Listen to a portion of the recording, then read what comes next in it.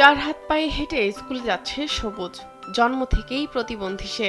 একটি wheel chair কেনার সামর্থ্য নেই পরিবারের। তবে পড়ালেখার প্রতি প্রবল ইচ্ছা থেকেই চার হাত পায়ে প্রতিদিন স্কুলে যায় সবুজ কুমার মাহাতো। পড়াশোনা শেষ করে নিজেকে প্রতিষ্ঠিত করতে চায় সে।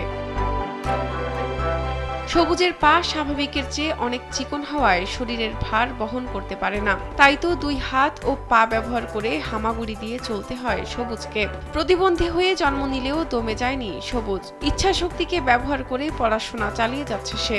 সবুজের বাড়ি সিরাজগঞ্জের রায়গঞ্জ উপজেলার সোনাখাড়া ইউনিয়নের উটরা হাজিপুর গ্রামে। খিরিতলা আদিবাসী সরকারি প্রাথমিক বিদ্যালয়ের ৪র্থ শ্রেণীতে পড়াশোনা করছে সবুজ। আমি প্রতিদিন স্কুলে যাই, হাতে ভর দিয়ে পায়ে ভর দিয়ে যাই। আমার পায়ে হাতে খরা পড়ে যায়, আমি আর পড়তে একটু অসুবিধা হয়। আমি ক্লাস 4-এ পড়ি, রোল নাম্বার 2।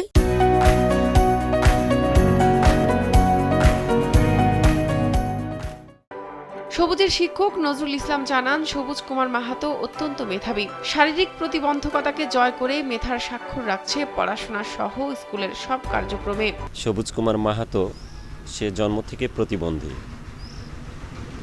সে লেখাপড়ায়, খেলাধুলায় বা অন্যান্য অ্যাক্টিভিটিতে যথেষ্ট অংশগ্রহণ করে, কিন্তু তার পারিবারিক অবস্থা যথেষ্ট খারাপ।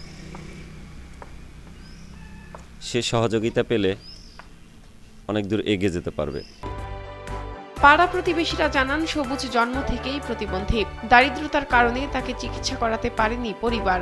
তবে অর্থাভাবে ছেলেটির পড়াশোনা যেন বন্ধ না হয়, এমনটাই চাওয়া তাদের। আমরা জানি, মাস্টারের কাছে শুনি ছেলেটার মেধা অনেক ভালো। ছেলেটা কিন্তু ওই হাঁটতে বলতে পারে না, তার জন্মগতই, তার বাপ মাও গরিব।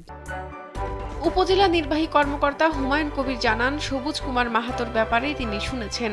তার পড়াশোনা চালিয়ে নেওয়ার জন্য প্রশাসনের পক্ষ থেকে সব ধরনের সহায়তা করা হবে। আমরা ইতিমধ্যে সংবাদটি পেয়েছি, সে একজন মেধাবী ছাত্র। আমাদের প্রশাসনের পক্ষ থেকে তাকে সার্বিক সহযোগিতা আমরা অব্যাহত রাখব।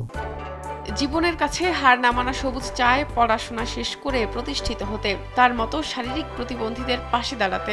নিজের পরিচয় তৈরির সাথে পরিবারের দারিদ্রতা দূর করতে চায় সবুজ কুমার মাহাতো।